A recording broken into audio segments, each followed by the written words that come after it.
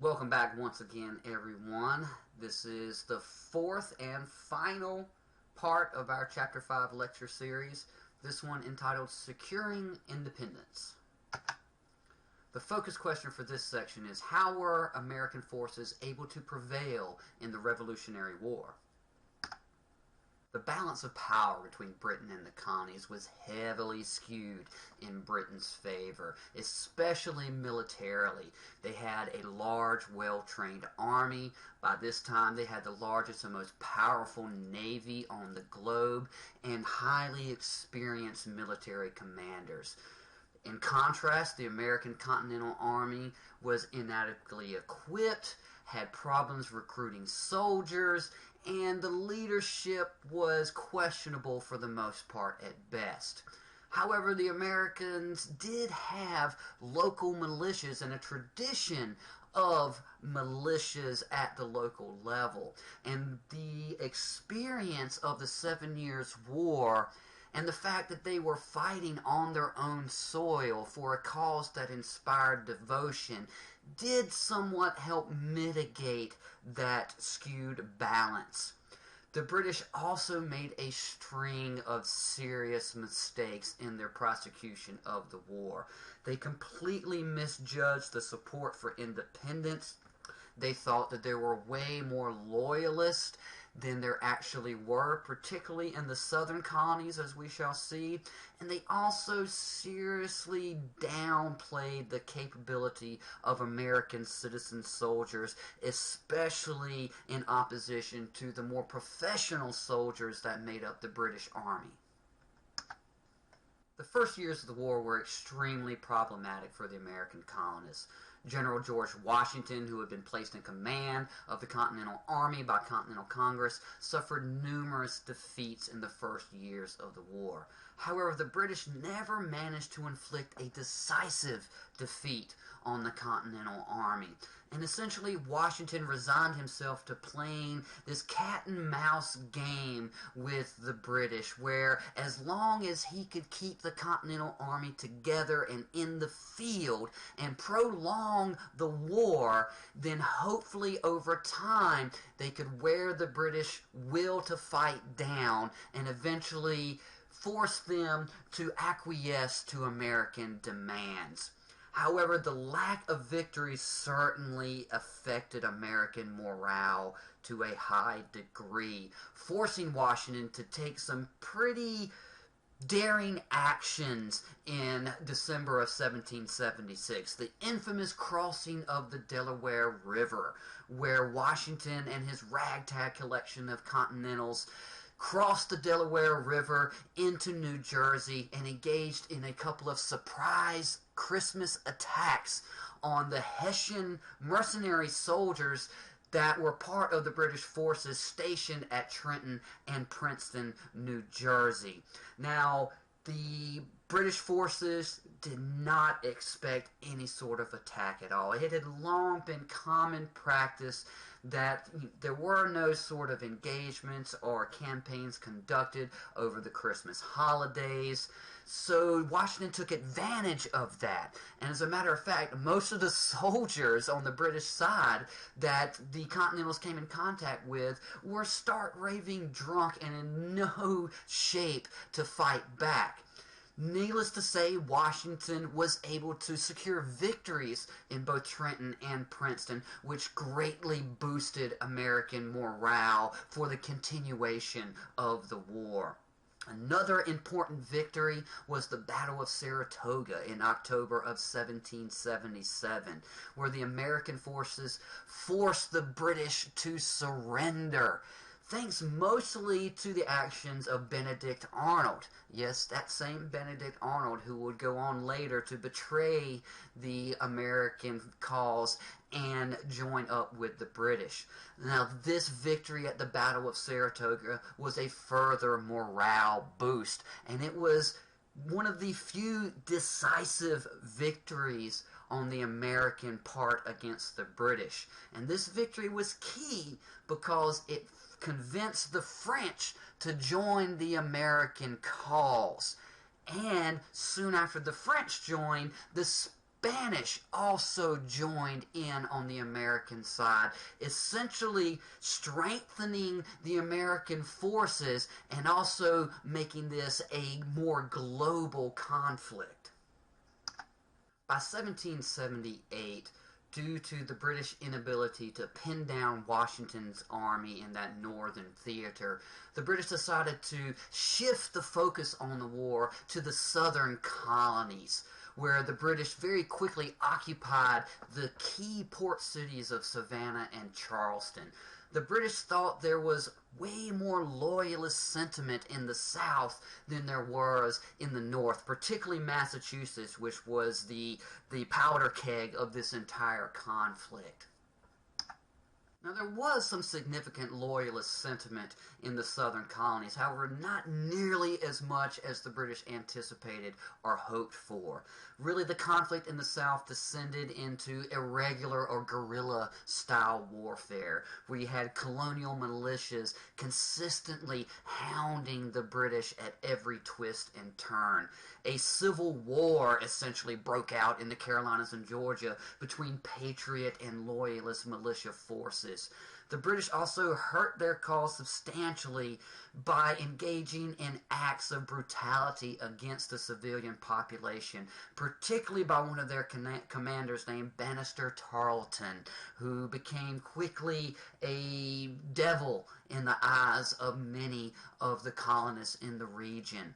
Now, the Patriots won few victories, but they steadily wore out the British forces, mainly thanks to the actions of Nathaniel Greene, who was hand-selected by General George Washington to lead the Patriot forces in the South, and took much of his strategy and tactics from that Washingtonian cat and mouse game that had been so successful for Washington in the northern theaters, despite their lack of clear and decisive victories on a large scale. This map you see here outlines the southern campaigns between 1778 and 1781.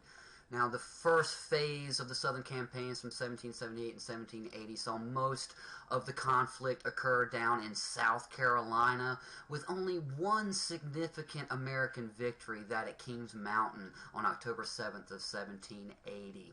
However, by 1781, the situation had changed somewhat, and General Cornwallis, who was in charge of the British forces, decided to try to break out of South Carolina and meet up with British forces in Virginia to try to get at General George Washington's forces who were up in that region.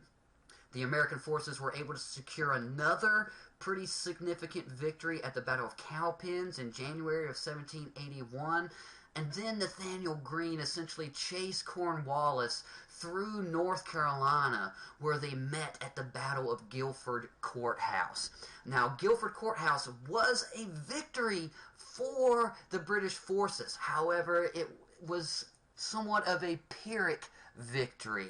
A Pyrrhic victory is essentially one in which the victors are so decimated in their forces that they are not really able to further continue the conflict. And that's exactly what happened at the Battle of Guilford Courthouse. While the British technically won the battle, the American forces inflicted such substantial losses on them that it forced Cornwallis to abandon his plans to march north into Virginia and escape down to Wilmington, where he could regroup his forces, and ultimately he sailed them out of Wilmington and up to Yorktown in Virginia.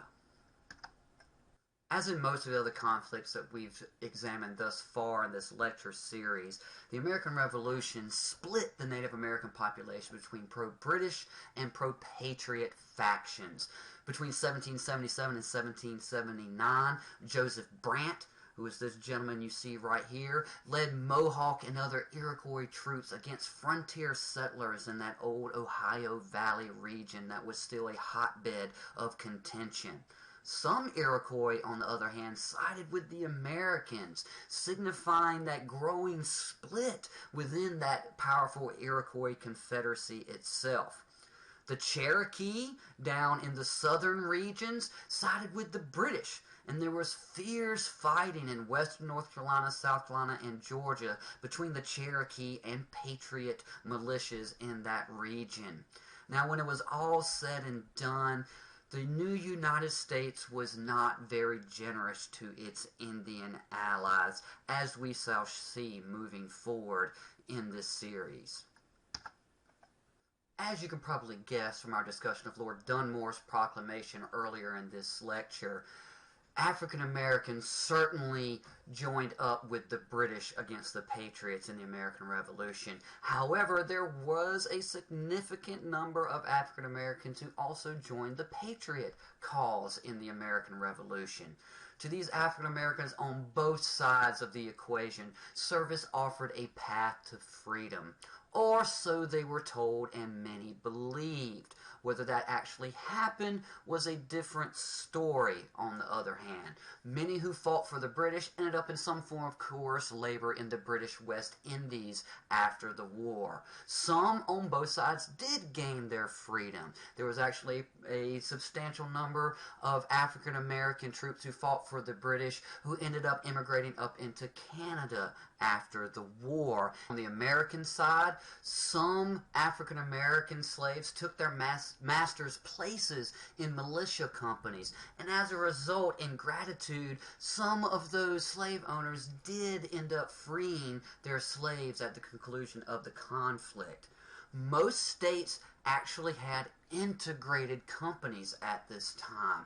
There was no segregation between African American and white soldiers at the time, which was quite different from the way things would play out in future conflicts.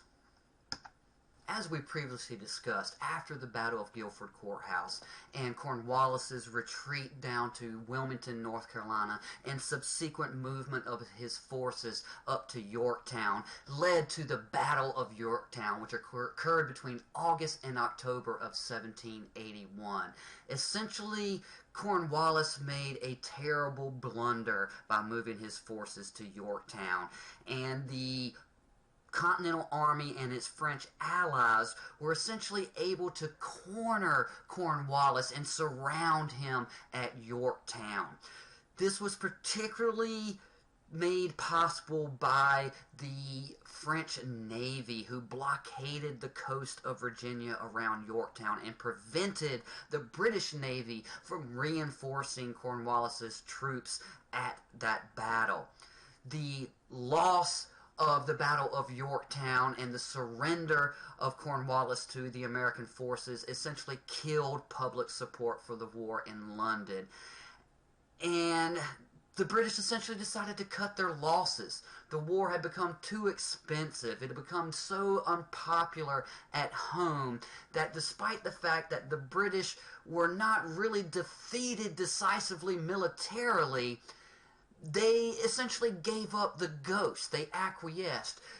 Washington and his strategy worked in the end. Essentially, all the United States had to do was not lose the war in order to come out on top in the end. They didn't necessarily have to defeat the British on the battlefield, which they rarely did. They just had to hold out long enough for the British to give up, which is exactly what happened. The war officially ended in 1783 with the signing of yet another Treaty of Paris.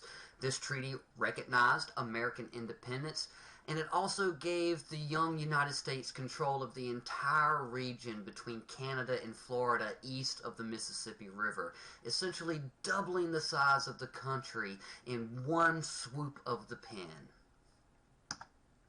That concludes our lecture series for Chapter 5 of your textbook, Give Me Liberty by Dr. Eric Foner.